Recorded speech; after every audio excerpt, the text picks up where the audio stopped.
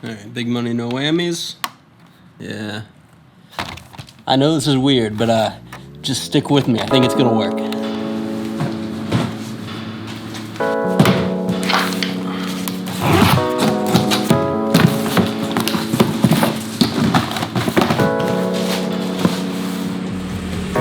Check these out.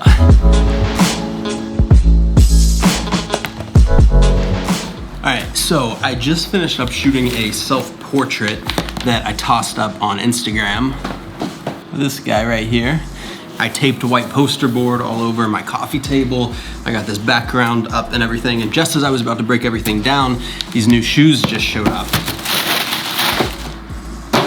And I figured I would take advantage of having this set already kind of built, see if we can adjust it a little bit, go from a self-portrait to a product shoot, and see if I can get some cool photos of these shoes before I take them outside. You see, here's the thing. Lots of people always ask me, how do you get clients when you don't have clients? And my philosophy on that is you have to create the work you want to be hired for. So one of my dream clients to shoot for is Nike. However, I have nothing in my portfolio that would ever make Nike want to hire me to shoot photos for them, right? So this is a good opportunity for me to create a piece of portfolio work. It can go up on Instagram, it can go on the website, and maybe it'll lead to a bigger project one day. If anyone from Nike is watching this, email me. So the first thing I'm gonna do is take a photo exactly in this set, still using natural window light, the shoes right in the center. I'm gonna move the background up a little bit, and we're just gonna get a baseline reading of what type of image we can get of these shoes with no changes to the current setup. All right, so this first shot, I'm not really expecting it to be anything amazing. We're just trying to get a baseline understanding of how the light is falling in this room, what the background looks like, and then we're gonna style the shoes and actually start adding some elements to make it look like it was a real shoe advertisement and not me just sitting in my living room playing, really, if we're being honest. I'll throw these up on the screen. These aren't bad photos by any means, but they're boring. They're just flat, obviously, on a white background. And so now I wanna start adding some different elements to see if we can make this look like the real deal. First thing I'm gonna do is bust out the ring light. And I actually really like ring lights for product photography, but I try to use them in sort of a unique way. Instead of using it traditionally, how you would use it, which is just shooting through it, I'm gonna place it on the table and put the products inside.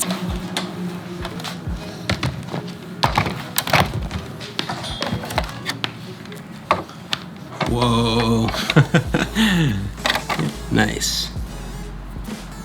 All right, I think this is gonna work. I'm just gonna try and style the shoes a little bit. Normally on like a real sneaker shoot, there's like someone there who their only job is to style shoes and to make sure shoes just look right. Whenever I was shooting the K-Swiss campaign a few years ago for the Gary V's, we had someone who their only job was to make sure like laces and everything was perfect.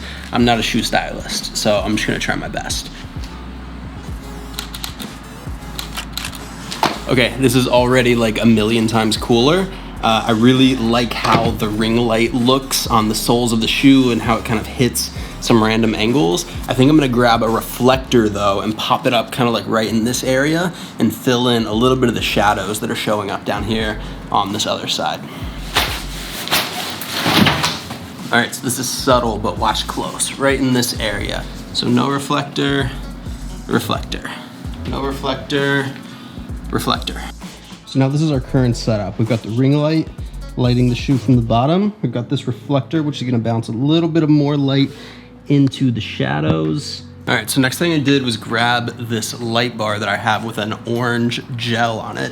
And my goal is to get this somewhere right in this area. So you can see on the shoe, it's gonna add quite a bit of a warm tone. All right, so this is time for our third shot. Now we have the ring light, the reflector, and this orange light bar at the background. I really like how all the light is falling on the shoe right now. However, it looks a little ridiculous at the moment because it's just a shoe inside of a ring light. So I'm gonna try and find something to put the shoe on, one, because I wanna raise it up just a little bit. It would be really cool if it kind of had like a floating feel. And then I wanna start hiding some of these lights so it's not so obvious as to how it's being lit. All right, so a few months ago, I had gone to this arts and crafts store a few blocks from my apartment, and I had bought all of this mesh, and this is actually meant for sculpting, I think.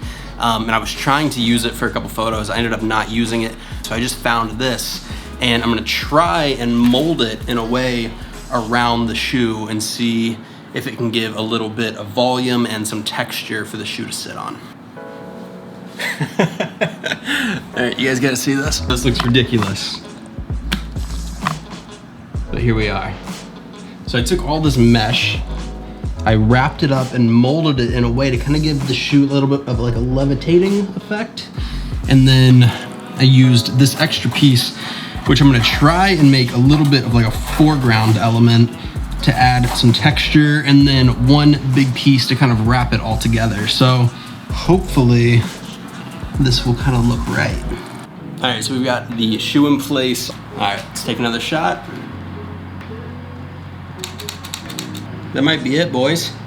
Now I'm gonna bounce around, I'm gonna switch lenses, I'm gonna shoot the shoe at as many different angles and mess around with the mesh and stuff, and then we're gonna jump into the computer and edit a few of these guys and see if we can make it look like something you would actually see on Nike's website or Instagram.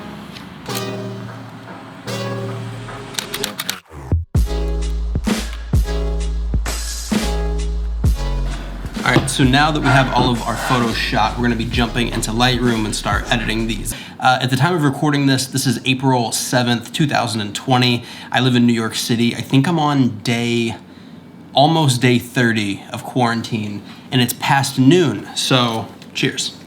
So now we've got all the photos imported into Lightroom, and I'm gonna start going through and making my initial round of selects. Now, I do want these images to appear as a body of work, which means I probably need 4 to 5 frames total. So I'm gonna go through in Lightroom, and for every image that I want to flag, I'm gonna click the letter P, which will put it into a separate folder.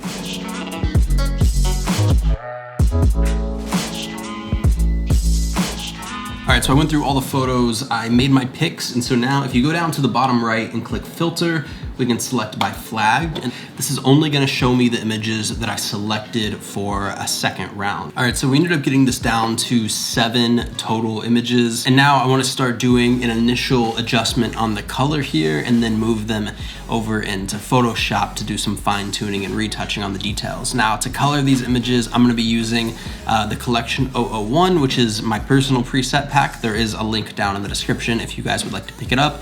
No pressure one way or the other, but that is what I'm gonna be using to edit these photos. So I'm gonna start going through, making some initial color adjustments, start formatting some crops and things like that, and then taking them over into Photoshop to do the fine tuning and actually formatting them to look like a cohesive body of work. So I think for this particular set, we're gonna be using Babin 003 Dark as our baseline. I'm actually probably going to pull the shadows down just a little bit. We can bring the highlights back up. I'm gonna push the saturation just a tiny bit down. The orange is starting to get a little bit too dark on the shoe. I'm gonna shift the color temperature to be a little bit cooler, and maybe we'll pull the whites down a little bit too, just to try and recover some of that detail.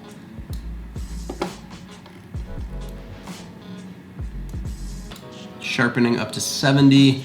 We're gonna enable a profile correction, so that'll kind of adapt our lens a little bit, but I do wanna keep some of that vignetting, so we'll pull this down.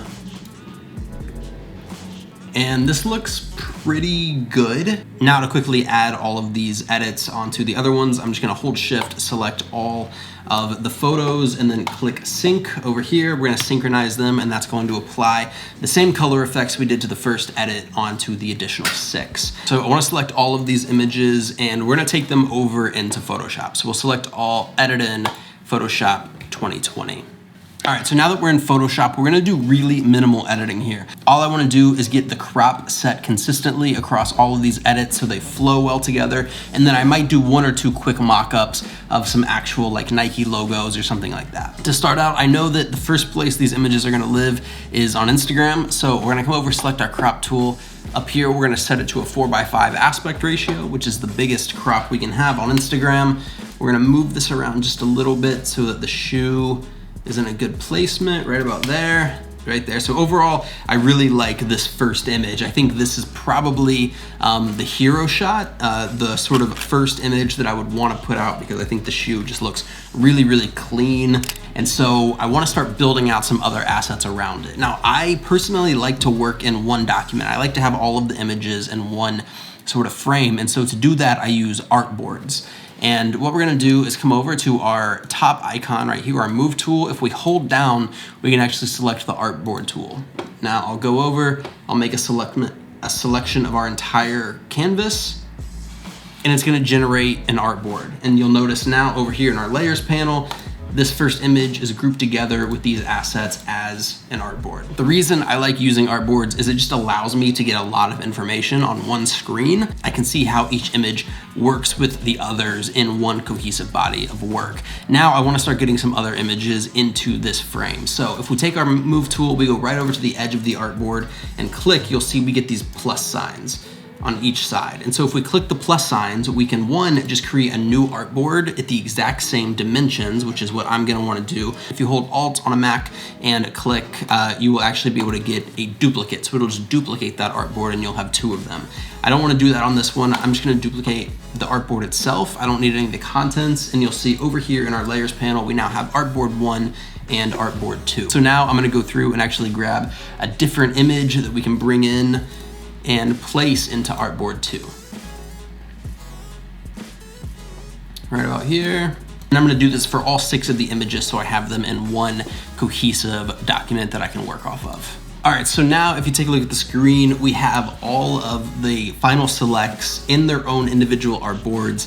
This way I don't have to keep all these extra documents open and flipping in between them. I'm able to work on them as one big project. Now that I have them all together, they do seem slightly too warm for me. Not much, just a tiny, tiny bit. And so because we've built out this artboard setup, we can really quickly adjust the colors on all of them.